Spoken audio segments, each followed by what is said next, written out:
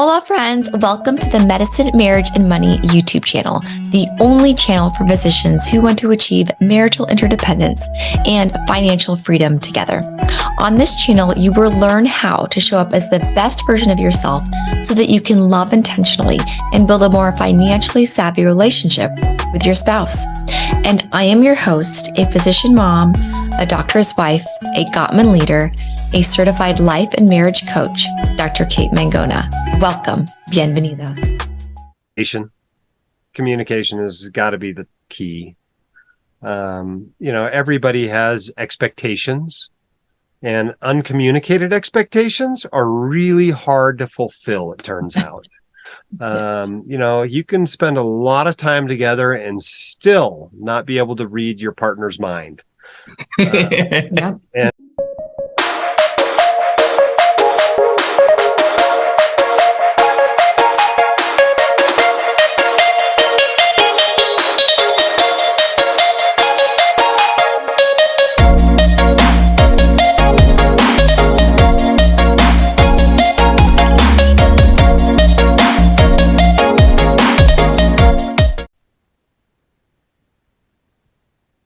Please help me welcome our very special guests on today's episode of Medicine, Marriage, and Money, Dr. Jim and Katie Dahle. Fun fact, I first met Jim in 2013 when I invited him to come speak at the Michigan Radiological Society for Residents Conference, and have seen him multiple times, and Katie, at WCICON and PIMDCon. So Jim and Katie are the owners of the White Coat Investor, helping to teach financial literacy to doctors and other high-income professionals. Jim is a board-certified emergency medicine physician, working shifts in the ER in between serving as the CEO. Katie is an athletic trainer and teacher by training.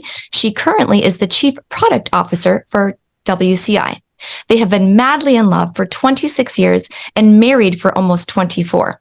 They have 4 children ages 7 through 18 and love traveling and going on outdoor adventures as a family. Please welcome Dr. Jim and Katie. Woo!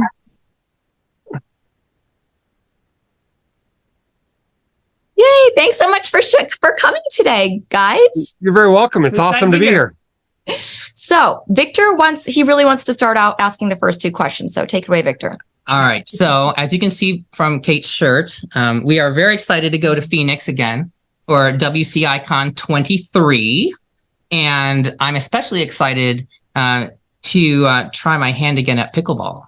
So who is the better pickleball player?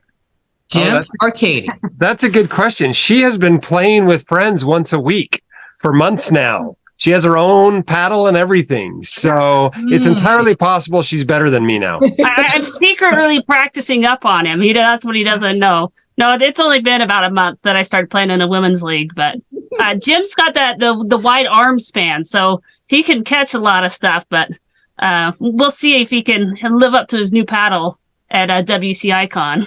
Yeah, we made it to the top whatever it is, the top court last time, but I did have a really good partner. So but I think the secret's out now about it. So the returning players, like my goal last year was, okay, I'm gonna be ready for WCICon 23.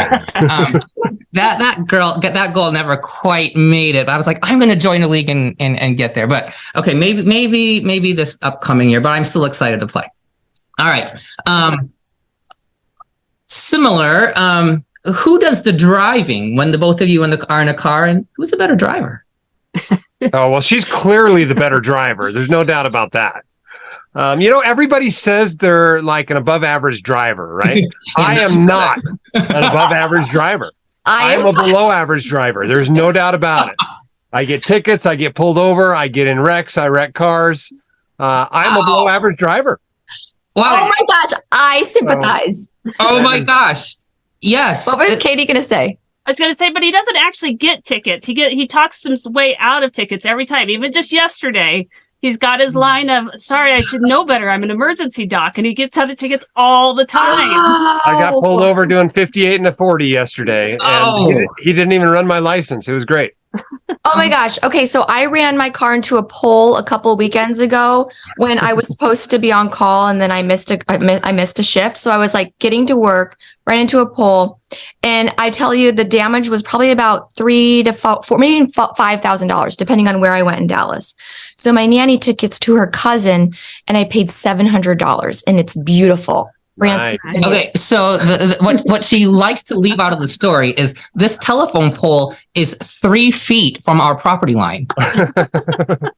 It is the alley right behind our driveway, and we specifically bought a car last year with 360-degree cameras, specifically because of this pole. It's really not 360. It's really only like 350. So yeah, and the pole's in that 10 degrees.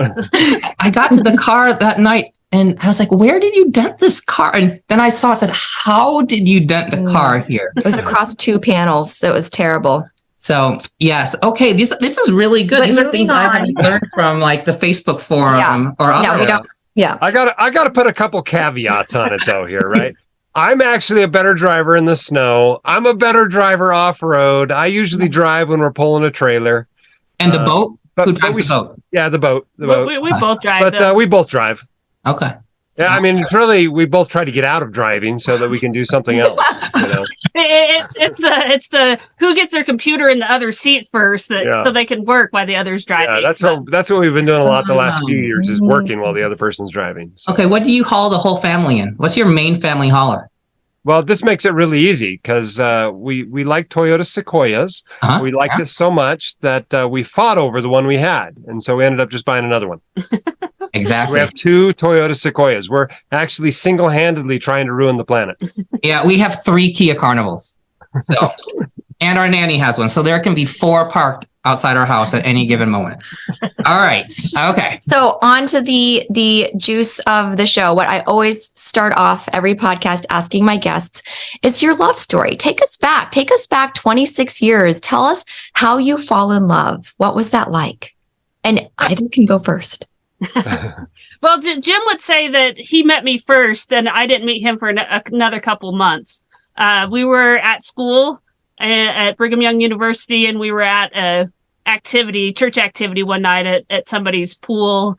And I was in a hot tub. I'd hurt my knee playing some indoor soccer, and I was just doing rehab on my knee. And he came and got in the hot tub and thought quite highly of me, but I guess I didn't. He thinks I didn't pay much attention, though. She was in the hot tub rehabbing her knee. Yeah. So it did take him a couple months after that before he actually finally asked me on a date. This was probably in October, and he finally got around to asking me on a date in January. What grade are you guys in at this time? Like freshman year of college? We were in college. I was probably a junior. We were probably juniors. Yeah. Yeah. Okay. Okay. And you have the same recollection of the story. Well, she doesn't have any recollection of meeting me, if that's what you mean. But I do have a recollection of this smoking hot woman sitting in the hot tub. Yes. And so what were your guys' what were you majoring? Were you pre-med, Jim? I was pre-med. Yeah. I mean, Okay. this was probably 5 months before I took the MCAT. Okay. And then so when did the finances come into the picture? Like when did you develop this interest in finance? Residency. Getting paid. Yeah. Like everybody else, you don't care until it actually becomes useful knowledge. I had zero interest in business or finance or investing as an undergrad. In med school, minimal. I remember going to a lecture once, a lunch and learn, where he was like an accountant married to a family practice doc, and he gave a talk, and that was it for my financial training in med school. And after getting ripped off in residency for like the 5th or 6th time, I finally realized I got to start learning this stuff, or I'm just going to be taken advantage of over and over and over again. I mean, I was probably a little bit interested in it, but I didn't know anything about it. I was financially illiterate as an intern.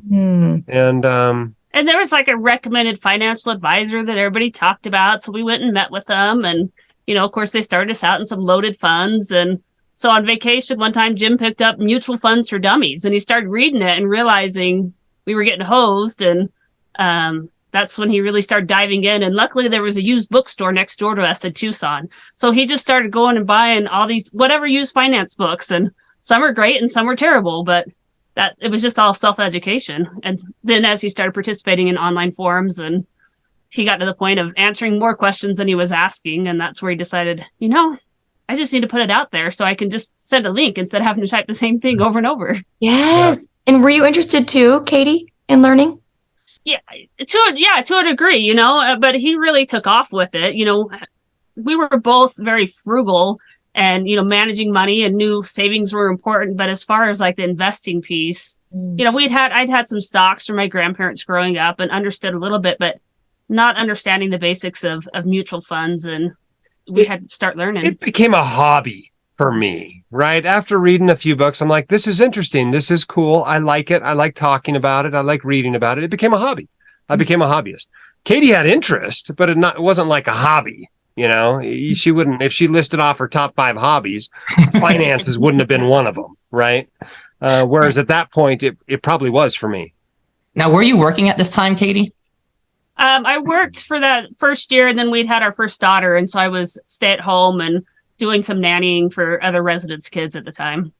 And you worked all throughout when he was in medical school too, right? Then I was working on a graduate degree, and then I was working part-time the whole time. We got married just before he started medical school. So I was there the full 4 years. She was a ski instructor at Solitude Ski Resort. So she got a free season pass, and I got a $10 season pass. So it was a pretty sweet deal. Wow. Amazing. That's amazing. Yeah. Too bad I don't ski. Yeah. I mean, you don't ski yet. There's still time. Kate's father grew up in Fort Collins, Colorado. So I constantly want to go back there, but she reads a lot of broken bones. I see ACL tears. I don't want to do that. So ski instructor, if you were to, and you have had 4 children, but when would you recommend if a child's just learning to ski, what age would you recommend would be the best age to start learning? Because I didn't start until I was 23. Right. I mean, I think 3, 4 is probably the sweet spot. 3 to 5. It sort of depends on the kid. We have pictures of all our kids at like 18 months with a pacifier in their mouth, skiing down the mountain. But wow. So, but I think if you wait too long, then they start to develop different fears. Yeah. That that 4 or 5, they're still like fearless. Yeah, and their center of gravity is super low, so they just kind of fall and they get up. Right, and they're lightweight. It doesn't take a lot for them to stop. I mean, you teach them the basics of pizza and French fries, and they just have fun. They just think it's fun. As they get a lot older, they start to just develop fears that are a lot. And I mean, adults are really hard to teach because they're so stiff. They don't know how to relax into it to learn how to control their skis. Mm-hmm. Our 3 oldest are double black diamond skiers, and our youngest can do all the blue squares, but still struggling with some of the black diamonds. So. Okay. Any serious injuries? No, I don't think so. No, I don't think, not from skiing. knock on wood, but no. I mean, they've got their helmets and everything on, but no, not skiing. We'll have to had a nephew fall out of a ski lift, if that counts, but the kids have done okay. Okay. So how often do you take them since you live so close to a resort? We try to go up a couple times a month. It just sort of depends on everything else we have going on. They have season passes. Right. So they get up 5 to 10 times a season, and it just sort of depends on what we. Excellent. And they like this better or less than rock climbing? It sort of depends on the kid. Sometimes it's almost like you got to drag them out and have some forced family fun on either one of them. Some of them just want to just hang out in their bedrooms. So regardless of the activity, there's sometimes a little bit of, you'll have fun once you get there. Yes. We have a tradition where we take them each to climb the Grand Teton as they get older. And we keep bumping that age that we take them older and older. We started at 11. That was probably a little young. And then I think we took Marin at 13, and Jonas will be 14 by the time he goes. And there's kind of a sweet spot for climbing for sure. When they're too young, you can go do basic top roping stuff, but you don't necessarily want to drag them up a mountain. Fun. They're all pretty proficient climbers, and we have a rock climbing wall in our house. So they all fly up and down that all the time. Actually, our youngest may turn out to be the best climber of all of them. Well, let's go back. Let's go back 24 years again and tell me what the division of finances in your household looked like then compared to now. Wow, way back then. It's funny. I did a blog post a few years ago about one of our first budgets, that first year or two that we were married, and it was pathetic to look at how little we lived on, And one of the expenses was like a card that you use to make long distance calls. This is kind of aging us, right? But you type in like 50 numbers to call someone. A PIN number, I put in the wrong number, and you have to start all over. It'd take you like 3 minutes to place a long distance call, right? Instead of just telling Siri to call grandma. Yes. But so it was kind of fun. We did everything together in medical school. Katie and I probably made about the same amount of money in medical school. I was getting paid on the HPSP scholarship, and she, of course, was working part-time all the way through, full-time for a little bit of that. But that was probably about even as far as what we were making money, and we just kind of managed money together, did a monthly budget each month. And then as we moved into residency, Katie took over, and I did nothing with finances for 3 years. And then coming out of residency, I started doing more and more, and at some point was probably doing almost everything with finances, I'll bet, within a few years of coming out of residency. And now we're kind of back to a more balanced model where we're each doing about half of it. So in terms of personal and business, how does that end up working out? The bookkeeping and things like that? As far as our personal stuff, so I tend to manage more of like managing the spending and what's happening there. Jim sort of manages the investment side of things. As far as the business stuff, he's managing where money needs to move, but we also have... we outsourced all that in 2014. Yeah. We don't manage the business money. I pay somebody to do that. So we haven't done bookkeeping for the business for many years. Don't do the taxes for the business. That sounds really bills. Really nice. But you do your own personal returns still, don't you? I stopped doing that about 2 years ago. Oh, okay. After it got to 200 pages long, you said, okay. Well, it got crazy. You know what did all the state returns. What did me in was I had so many states to file in, I couldn't figure out which states I was required to file in from a bunch of real estate K1s. Right. And I was like, all right, this is just taking up too much of my time. My time's worth more than this. Yeah. And we've been paying somebody to do our personal returns as well the last 2 years. And the business returns for about the last 3 years. I was still filing the returns for the business up until 3 years ago, but now we've outsourced that as well. Okay, but do you still have to spend hours and weeks categorizing everything and getting receipts together and all that kind of stuff? Our budget now has one category. We call it spending. Okay. So literally, we have charity, we have taxes, we have spending, and everything else gets saved. That's basically our budgeting process now. Okay. Katie goes through our spending and adds it up and makes sure there's not fraudulent charges each month. Mm-hmm. She does more transactions than I do. She does more of the spending, by number of transactions. So that's her job. She keeps track of it better than I do. But that's about the extent of our budgeting. It's basically, we just want to know how much we spent so we know how much to save and invest. Okay. Yeah, she basically does that. I do that too. I go through every line on the credit card. She just makes sure everything is kosher and pays them. And I hate looking at.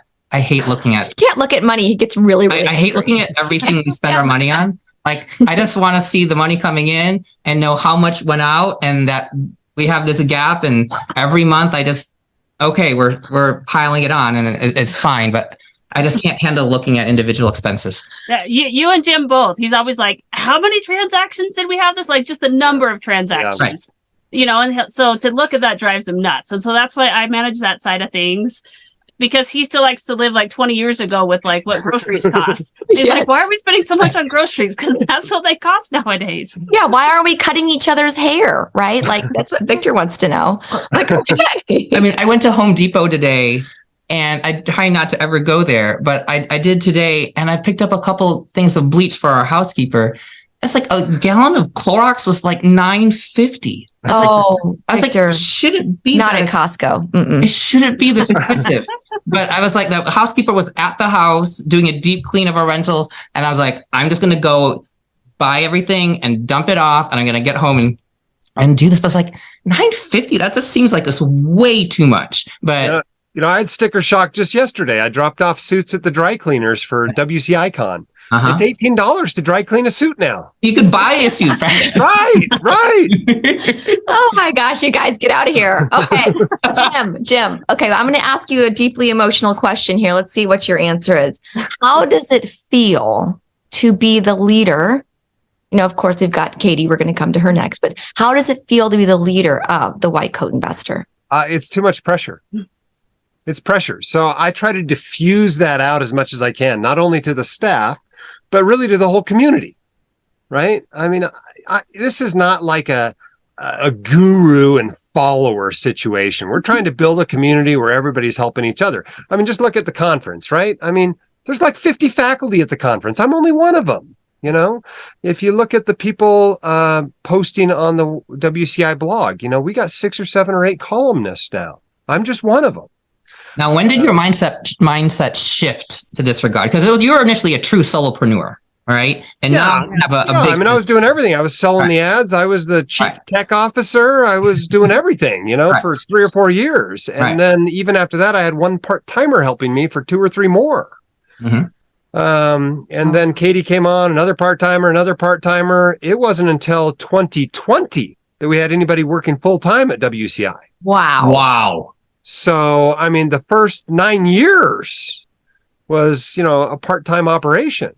Well, and we really got to a point in fall of 2019 that he was just feeling really burned out. And he's like, I don't enjoy it anymore. And so we looked at it and it was like, we either have to do less or we have to hire more people to sort of support where it had grown to. And that's what we ultimately decided to do, is we just need to hire more and let it keep growing and keep sharing that message, because that's what we're really passionate about, is the mission of the White Coat Investor and trying to help docs and other high-end professionals get their finances in order so that they can live a really good life. Yeah. The other thing is we want it to outlive us. Right. Yes. Right? We've created something that's doing a lot of good. We're not going to live forever, but there's no reason that this company, this institution, this community, whatever you want to call it, can't outlive us. And so that's kind of the direction we're going. You know, the changes we've made in the last 2 or 3 years are kind of the bus plan, right? If I get hit by a bus tomorrow, how do we make it so this doesn't die with me? And I think we've made huge strides in the last 3 years for that. Now, obviously, there's, you know, we look at our surveys we do every year, and there's people that are like, I'm just here for Jim stuff. That's all I want, you know. Tell me when someone else is hosting the podcast so I don't have to listen to it, you know. And there's always going to be people like that. But I'm not going to be here forever. I don't know. Maybe I will do this for 20 or 30 more years. You never know. But I'm not going to be here forever. And we'd like it to outlive us. And so I can't be the center of it. I can't be, you know, the end all be all of WCI if it's going to outlive us. No, that's a really good point. So Katie, what is it like being the woman in front of the White Coat Investor? I don't know. That's a good question. You know, it's had its challenges as we've learned to just balance it out of, you know, business and family. And, you know, sometimes I'm annoyed about something business related because we don't agree on it. And it's like, makes it tricky to not let that come into your marriage. But, you know, it's been a great ride to be there as a support and to help, you know, manage so much of the other stuff so that he had time to be working full time as a doc and doing this hobby on the side. And now sort of the roles have reversed, that now his doctoring is, we joke, is his well-paid hobby. Well paid. That's not the only role that's reversed. People may not realize this, but Katie spends more hours on WCI than I do. That's what I was going to ask next, because you have this business, and then you also have 4 kids. Let's not forget about this. Yeah. So how many hours, Katie, do you think you're putting into the business versus the family? You know, it's a good question because they mix a lot. You know, right, and they ebb and flow. Yeah. You know, at a basketball game, but I'm still, you know, working on the computer during the, you know, halftime and whatnot.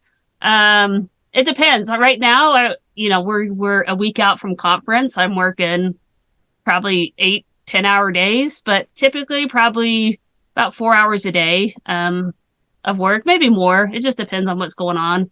And then just trying to manage kids stuff on the side. Luckily, all the kids are in school now full time. And so I've got that time between, you know, 9 and about 2:30 of no kids. Does your oldest child drive the rest of the kids to school? Or you do drop Our off? oldest is actually in college now this Okay. year. Our second just got her license in December, but she's the only one at the high school. So the bus drives the other two to school, which is great. Okay. And when you're saying the 8 to 10 hour days or 4 hour days on when you're not preparing for the conference, are you talking about weekends too, or you take your weekends off? I try to take the weekends off as much as possible. I'm really trying to set boundaries, and even some days I may work, a full day on Monday and then only an hour or two on Tuesday, so I can, do things that I also want to do. So it's finding that balance of, I enjoying the work, but realizing it's important to also take care of yourself too, because it's not that I have to necessarily work to support our family. So having that balance and having boundaries is important. Right. Yeah. And I know you guys put a lot of value on investing in your marriage, right? Like keeping your relationship high up on the priority list. How do you guys do that? How do you invest in your marriage? Well, that's what I told Jim for Christmas. All I wanted was him to plan a date, and so he actually planned like 2 months of dates. So it was awesome. Oh 2 months. I planned 10 dates. And Oh the my first thing gosh. she does is cancel 2 of them. I couldn't believe it. Wow, 8 for 10. That's incredible. Okay. Tell us. What are let's these go. dates? Yeah. Well, it was just there was schedule conflicts on the days that he had planned to go backcountry skiing, and I had, that's like a 3 or 4 hour date. And Okay, so the other 8 though, what are these dates? Now that we're going to give you all these ideas. And Jim's a romantic at heart. Sometimes it's just going up to the ski. I mean, this is winter, right? It's January and February. So it was going to the ski resort, go skiing, go to the temple together. One of them we haven't done yet is go get fitted for golf clubs, because every now and then we play golf. We don't play very often, but we're still using like 30-year-old golf clubs. And it's like, we are not poor. We don't have to have crappy clubs. Why don't we have clubs that actually help us shoot better? I've been telling We're going to be myself doing that that in a couple weeks. this whole year. I'm like, we are not poor. And like, it's so hard to change these habits. And I'm like, why? We're not poor. Why are we buying these things that I know I'm going to have to replace in a year? Just buy the right thing. Yes, we no longer need to shop at IKEA for every single household purchase. Right? Which actually is getting expensive too. But anyhow, okay. Now this is really good. When do you do your date days, or does it vary, or do you block out a time? Well, we have to block out a time or it doesn't happen. I mean, like, is it a particular time of the week that continue every week? It's like Wednesday is date day, or no, our schedules are too irregular, right? I mean, I'm still a practicing emergency doc. Mm-hmm. So I work on random days, weekends, holidays, and then WCI stuff's very, very random as well. Katie works a fairly regular WCI schedule. It tends to be mostly weekdays. I tend to work every day if I have cell phone coverage. I'm not nearly as good at boundaries as she is. So I'll often put in at least an hour every day, that unless I'm in the wilderness, into WCI. Okay. But, so it ends up being Wednesday morning and Thursday afternoon and Friday evening and, Saturday morning, and it's just a random time. It's different every time. Right. It just, it's a lot of daytime stuff because, we're not planning around kids' activities. Evenings start to get hard because of evening activities, or he had a hockey game, or sometimes I'll go watch his hockey game. We'll go to dinner after. So it just sort of depends on the schedule. I don't like it when she does that, though. I tend to get thrown out of games when that happens. So it's not good. Okay, so now you have employees. How many full-time / part-time regular basis employees do you have, and who manages them? Because now that becomes a job in itself, right? There's 15 on our staff, so that includes Jim and I. So 13 employees, but then we have also contractors, writers, and AV, and other people that help out too, on a contract basis. So we've hired a COO in March of 2020. And he's done an awesome job, and he takes on a lot of that role of managing people, because Jim does not like to manage people. So he manages a lot of the day-to-day Plus, I'm not that good at it. Exactly. I'm really bad at it. Are all better at their job than I was when I was doing their job. Okay. Okay. So and you guys can each answer together or separately. What is the best financial decision you have ever made in your life? And would you recommend your children or your followers to do the same? I'm really curious what you're going to answer. The best financial decision was probably marrying Jim, just because he's, financially like not a big spender. He's a saver. I think that's the biggest struggle people run into in their relationships is you have one that's really frugal and one that's a big spender. So marrying somebody that was on the same page similarly financially as I was. Now we joke though, he brought all the debt into the marriage and I brought all the money. It was $5,000. All right. $5,000. That's all I brought in. What? I was a college graduate with $5,000 of debt to my name, and she's been holding over my head ever since. That's her job. So, but no, I think that's probably the best financial decision that I've made. And to be fair, she only brought $20,000 into the marriage, right? It's not like we were hugely different. But it is true. She brought all the assets in. I brought all the debt in. Yeah, the same for us. I had just debt and basically no money, and she had some money and less debt when we got married. But we both had a bunch of medical debt, so that was If my bank account didn't have $10,000 in it as a resident or a medical student, I thought I was gonna go broke. Yeah, I never had 5 figures into my bank account until I was an attending. That never happened.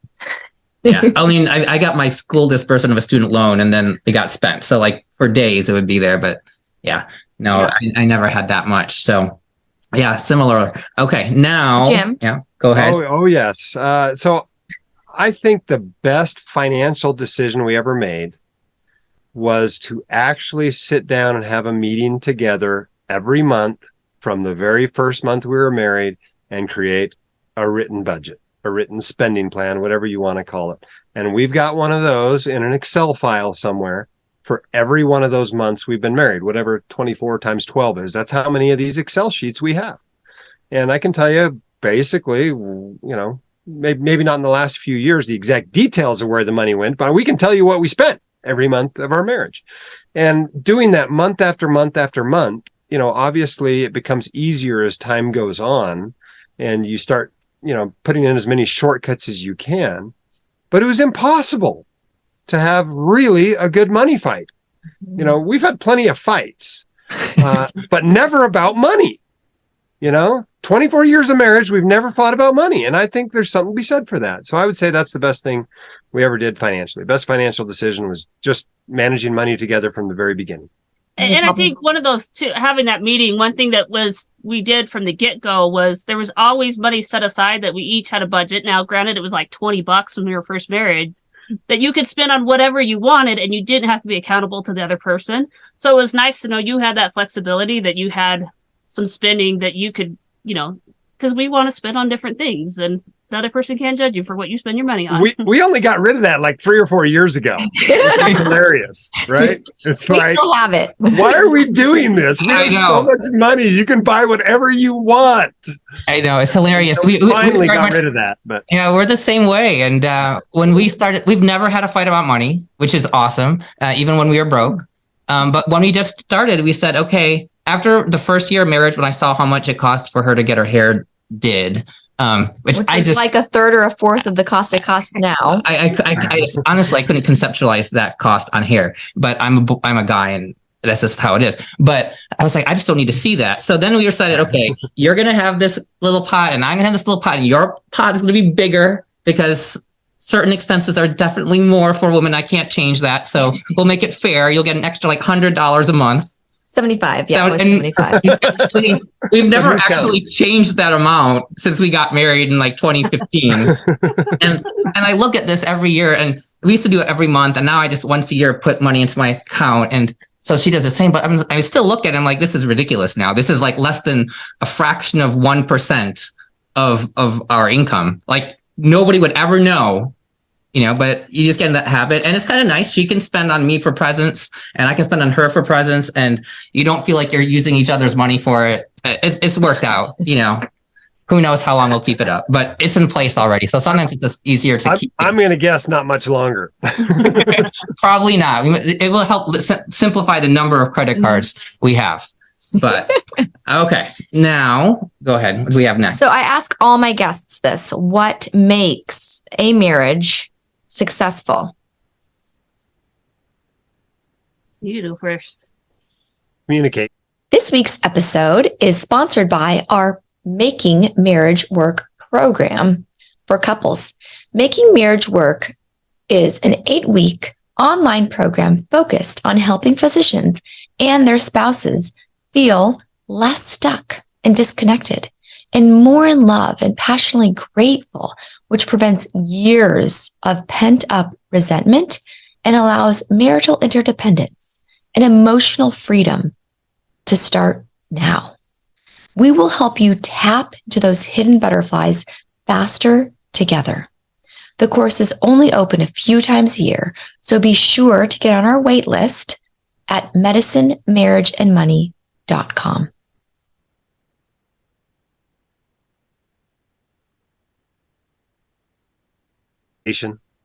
Communication has got to be the key. Everybody has expectations, and uncommunicated expectations are really hard to fulfill, it turns out. You can spend a lot of time together and still not be able to read your partner's mind. And so, I think when we've had the biggest problems, it's been poor communication, lack of communication, that sort of thing. So I'd say communication is the key. I mean, it helps to get started on the right page, right? I mean, you look at what people have the big fights over in marriages. People fight about finances. They fight about religion. These days, people fight about politics. They fight about sex. They fight about in-laws. They fight about child rearing, those sorts of things. So as many of those as you can get on the same page on, the fewer fights you'll have. But there's no way you're going to line up on everything, right? And so communication's got to be the key. Yep. Katie? I think just helping, if you're trying to help meet the needs of your spouse and your spouse is doing likewise, it's really hard to not have a strong marriage when you're trying to serve each other and help and support in whatever way, and you can just see, hey, they're really busy and they need their scrubs washed or whatever it is. That I think just having that attitude of service, I think we want to think about, look at all these things that are not being done for me. But I think if we're looking outside, and how to help is the best way. I mean, it's so hard to be married long term, right? That if you put anything else before that, it's not going to work. If the career comes before the marriage, if the kids come before the marriage, if the business comes before the marriage, if your hobbies come before the marriage is not going to work out long term. It's too hard.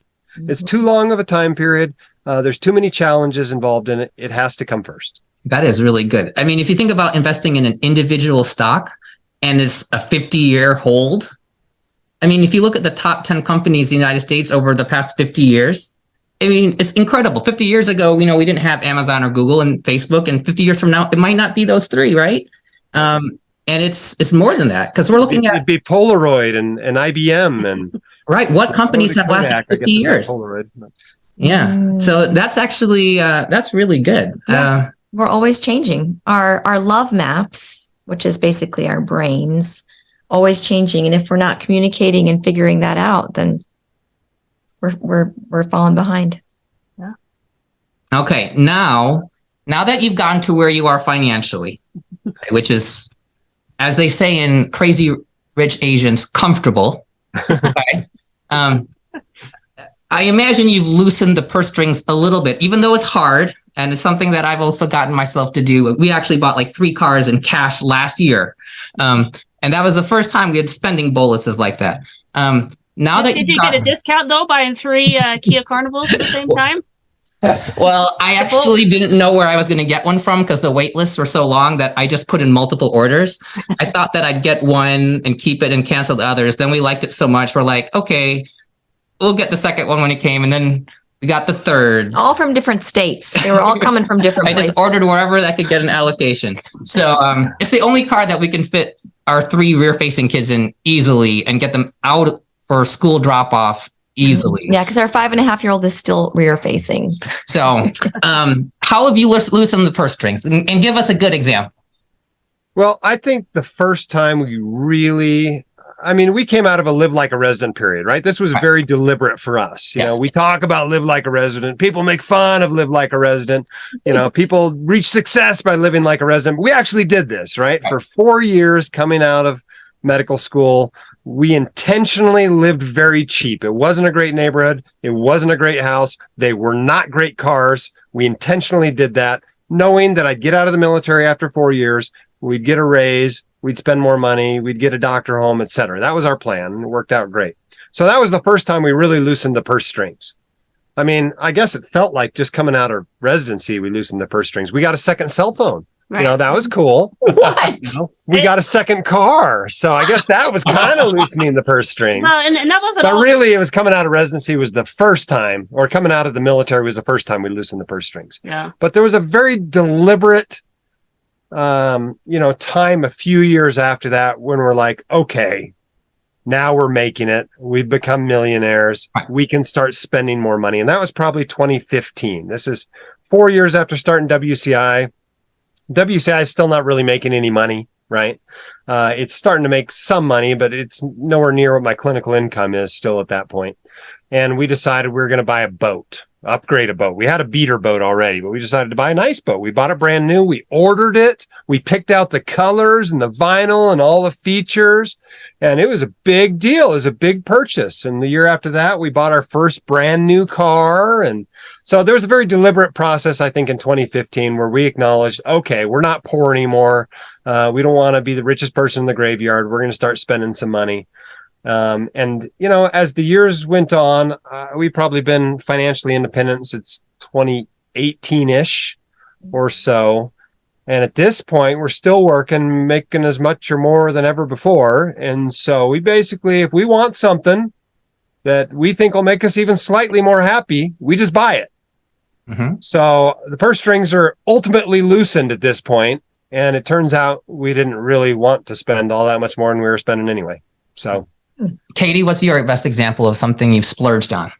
I think the best example is just, we travel a lot more as a family, and we'll travel over Christmas and buy tickets 2 months ahead. she feels bad because she's like, oh, we can't fly on that day. It's more expensive. And I'm We need like, to fly on Yes. Tuesday. are we broke?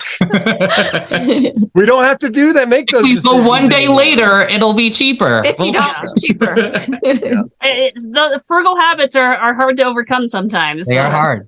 Yeah. Now, So I think that's one of the big things is just traveling internationally with the kids. Is something we really, loosen the purse strings on. We're still flying and, coach or whatever. are you using a tent when you get there? No, not usually a tent. Not usually. Depends on the trip. Right, exactly. So yeah, that's we went to Colombia for Christmas. We're taking the kids to England and France. Yeah, 6 tickets is at the start of the summer, and so when you buy 6 tickets, it adds up. How many hotel rooms do you get when you travel? 2 most of the time now. it depends. We're getting suites and Airbnbs more Yeah, now. We're yeah. getting houses is what we're Right. getting most of the Mhm. time. So that usually ends up being like a 3-bedroom house, and everybody has to share a room. Mhm. That's typically what we're getting. They have their own room at home, but when we go on vacation, they have to share. Yeah. But for a long time, it was one room. Yeah. I mean, We crammed them in for sure. even over spring break last year, we were one night in Baltimore, like landing and then taking off first thing the next morning, and we just got one room. There were 2 double beds and a pull-out bed, and crammed everybody in there. I'm like, you just got to sleep for 6 hours or 8 hours, and then we're getting up and going. So Right. That's not why you're here. You're not. Well, I mean, if they're used to camping, right? So if you Right. if you have that experience of camping, everything is a luxury. So Right. Okay, so if we had to go back 25 years and talk to you, right, Katie, you went back and talked to Katie, Jim, you went back and talked to Jim. What piece of advice would you give yourself? Or what would you say? What would you say? About finances, or is this about life? No, in general? just as Life. life. What would you say to yourself? I think probably don't sweat the small stuff. I think sometimes we get caught up in the minutia of things and we get so tunnel visioned, and we just can't. You got to step back and look at the big picture, and like, does that really matter? Is that really worth getting upset about? Or too much of that just fills up our life and our emotions and everything else. I think a piece of financial advice I would pass along, and that I have passed along to a lot of people because I can see their future in a way that they can't. And I tell You see the them, train wreck about to you are happen. going to be financially successful. You are going to be wealthy. You don't know it yet, but I know it. Looking at your habits, looking at your knowledge, looking at the questions you're asking me, I know what your life's going to look like in 20 or 25 years. And I tell them to quit worrying about little stuff, like you mentioned, maybe not be so debt averse. Go ahead and loosen the purse strings a little bit earlier. Now there's plenty of people out there that have spending problems. Don't get me wrong. The average doctor has a spending problem and doesn't need to be given this advice. But I was like these doctors I'm talking to, right? I was a little more debt averse. I let that aversion maybe affect how I live my financial life, maybe more than I should have, that sort of thing. I would have told myself that you're going to be wealthy.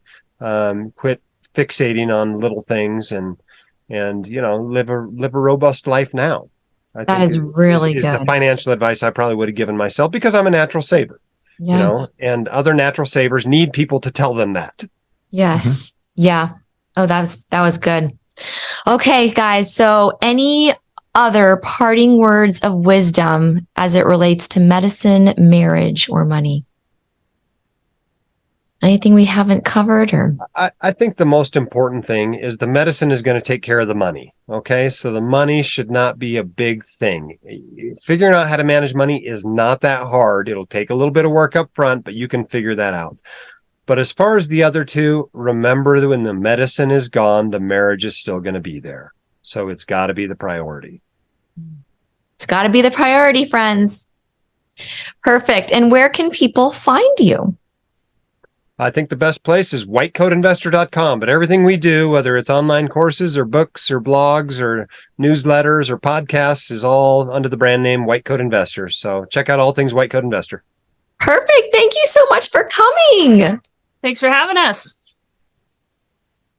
What an amazing episode with Dr. Jim and Katie Dahle. Oh my gosh, I can't believe they actually came onto my podcast. I never even thought I would ask them because, it's White Coat Investor, but they came. So my take home points are: number one, don't sweat the small stuff.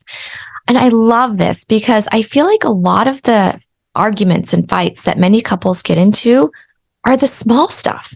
So just, can you decide ahead of time that you're going to give your partner, your spouse, the benefit of the doubt when small stuff comes up, and you're just not going to sweat it.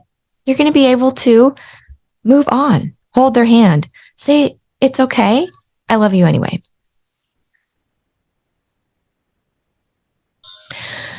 And I hope you took into account the fact that when Katie said, this is what I need. All I want for Christmas is for you to plan a date night.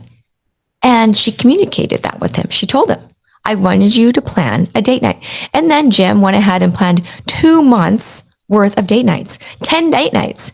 And, even though Katie did cancel 2 of them, she expressed what she needed. She communicated, right? Over communication is better than under communication. So if you never express what your needs are, your wants, then they'll never be fulfilled. Now, unless you fulfill them for yourself. And even if you do express your needs, if your spouse doesn't fulfill them, will you be able to fulfill them yourself? So if they don't plan the date nights, what are you going to do? Are you going to plan them yourself? I don't know. You get to make that decision when it happens. But if you don't communicate and you don't express your needs, your spouse will not anticipate your needs. And number three, did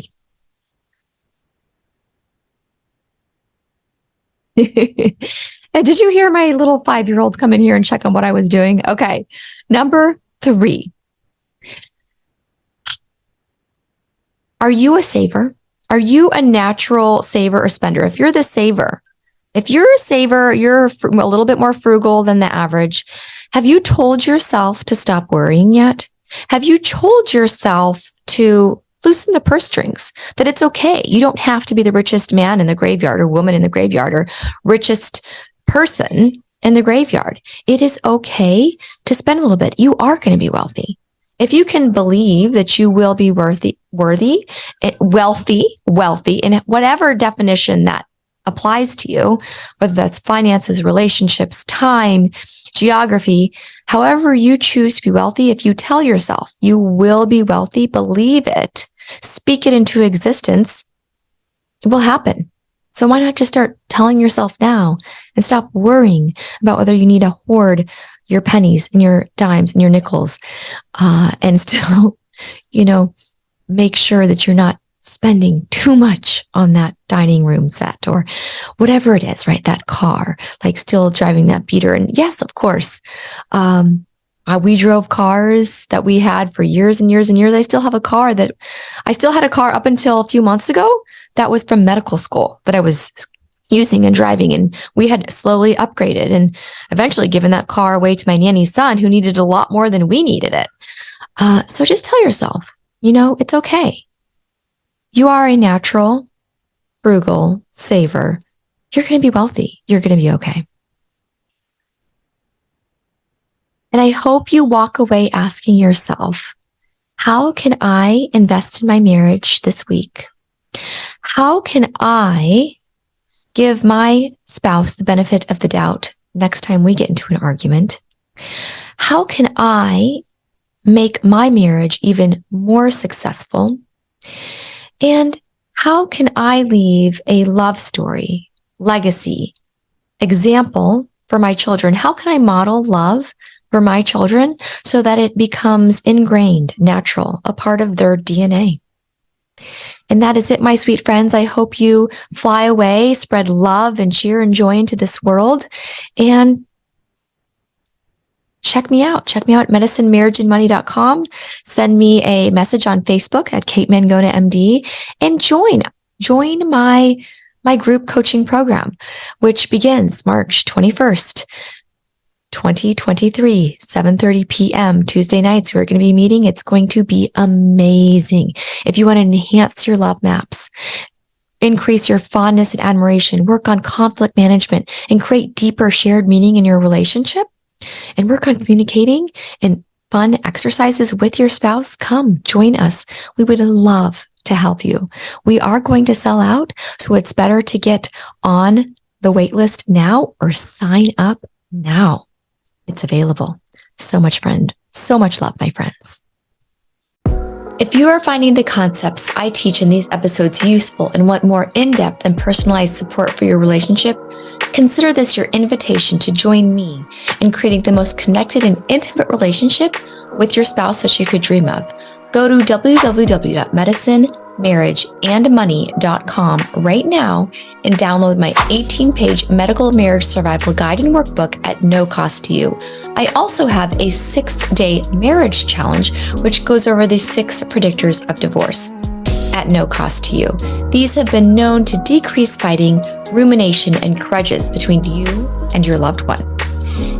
If you want to take it a step farther, really enhance the joy and connection in the most intimate relationship in your life, sign up for my 8-week Making Marriage Work program today at medicinemarriageandmoney.com.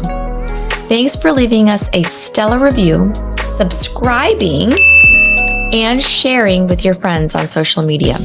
You have the power to improve someone else's life and marriage simply by sharing this episode. Much love to you and your spouse. You're exactly where you need to be in this moment. Adios, my friends. The content of this episode is not intended to be a substitute for professional, medical, or financial advice. The opinions provided on this episode are those of myself or the invited guest alone. They do not represent the opinions of any particular institution. Always seek the advice of your physician or financial advisor with any questions you may have of a medical condition or financial plan. This is for your entertainment only.